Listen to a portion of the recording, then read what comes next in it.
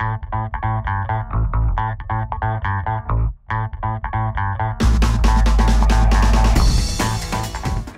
back to the Pitch Pod, everyone. I'm Jeff, your host, and join with me is my co-host Joe Janner. Joe, how you doing?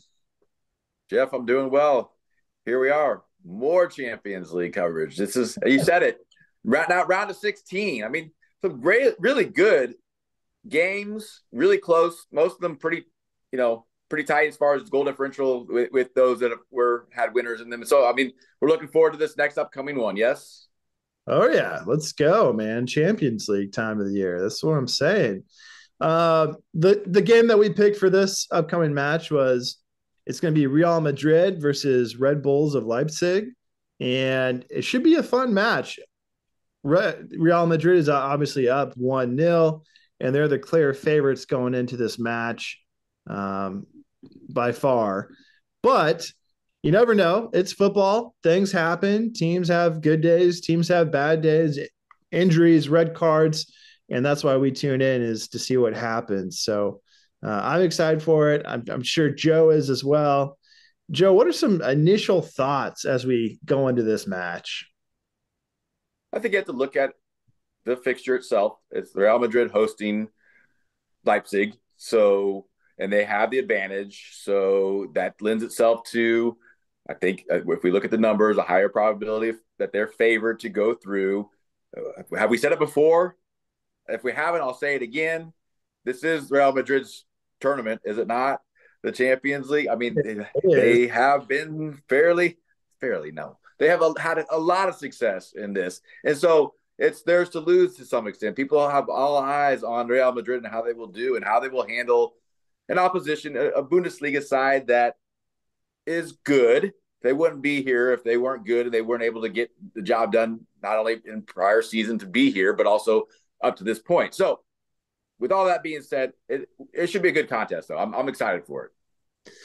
Yeah, and what a different team Real Madrid is this year, right? A couple big transfers there. And of course, you still have Vinicius Jr. up top doing some amazing things coming in from the left-hand side of the pitch.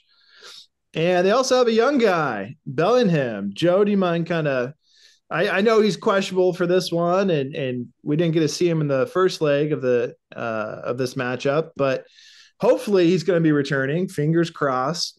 It's always fun to see him play and see what he can do at only 20 years old. But hopefully he shows up and at least gets in for a little bit. And I think that's kind of what the injury report is saying, is questionable, but looking likely to show up. So, Joe, what makes Bellingham such a special player? I mean, you said the first bit of it, the fact that even at that young of an age, we're talking about, if not one of, probably the most dynamic, sought-after player in the game right now, right? And what he's done, I think there was a lot of questions. I think probably what has done it for most people is that, oh, how is he going to do in a big club like Real Madrid? How is he going to – he's done it. He's performed. He's been a goal scorer. He's been right there. He definitely played the part.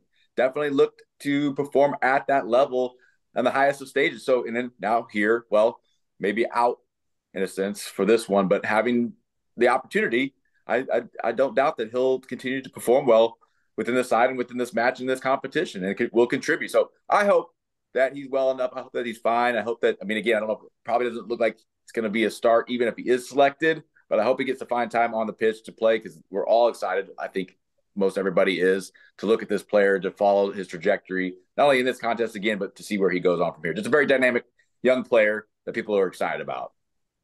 Yeah, I'm excited about him myself. I mean, I put out a poll the other week, Joe, and, pretty big question. You could go lots of ways with this, but I said, who's the next GOAT?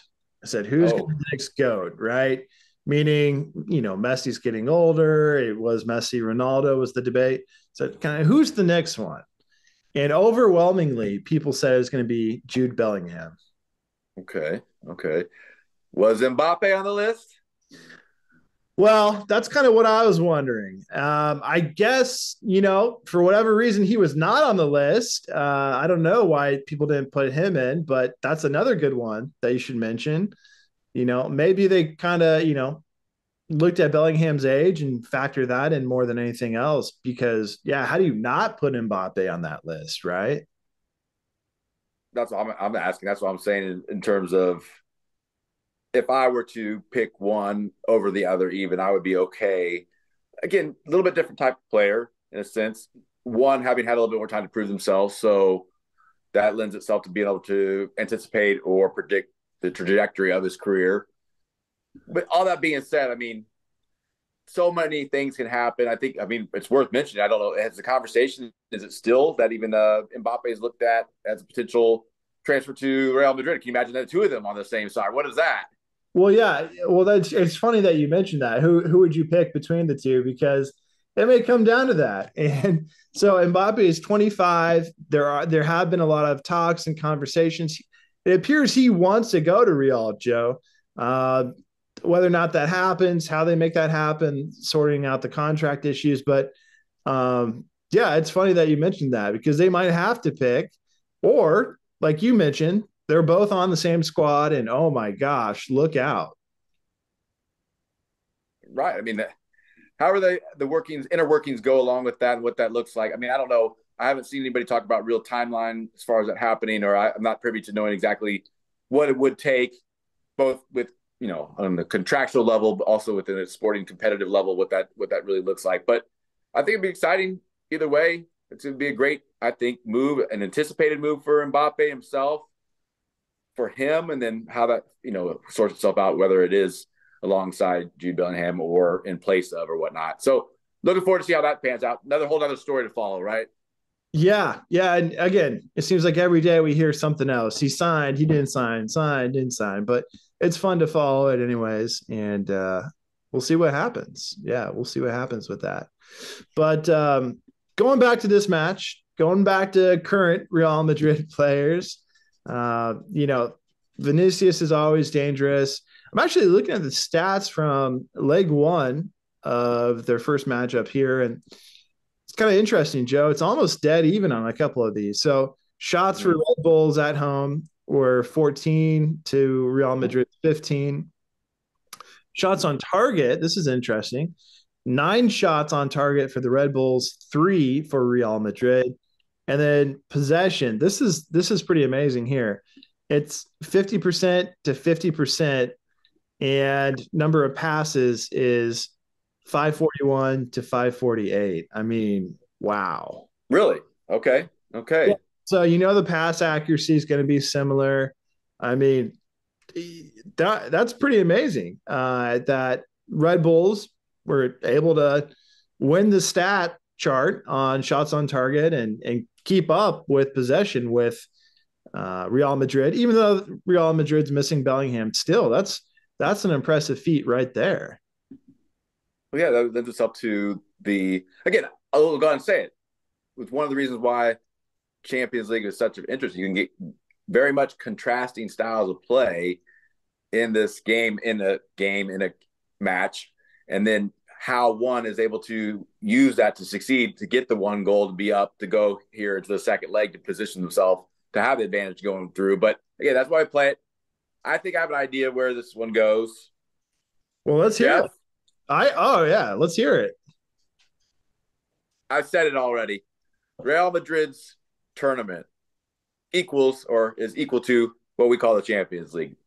Exceptional success. Why would they not get through the round of 16 to Leipzig here? How? Through a couple goals and also keeping Leipzig from scoring. 2-0 Real Madrid in this one. Oh wow. Okay, so shutout 2-0. I already picked an underdog for the upcoming Champions League here, so I think I'm going to have to play the smart bet, and I think you're right, Joe. I think Real Madrid's going to move forward. The question is, how big is the deficit? I think that you're right. I think it's going to be multiple goals in this one. I have them moving forward 3-1. Okay. Well, similar deficit, but even more exciting, right? Oh yeah, I can't wait, and we're both excited for it.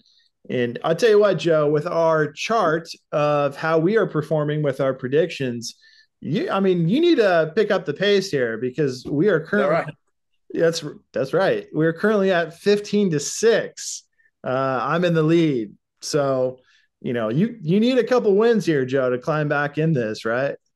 That's fair. And then again, it probably wouldn't hurt if I nailed it with both of these. I think I would these last 2-0. Real Madrid. Let's go.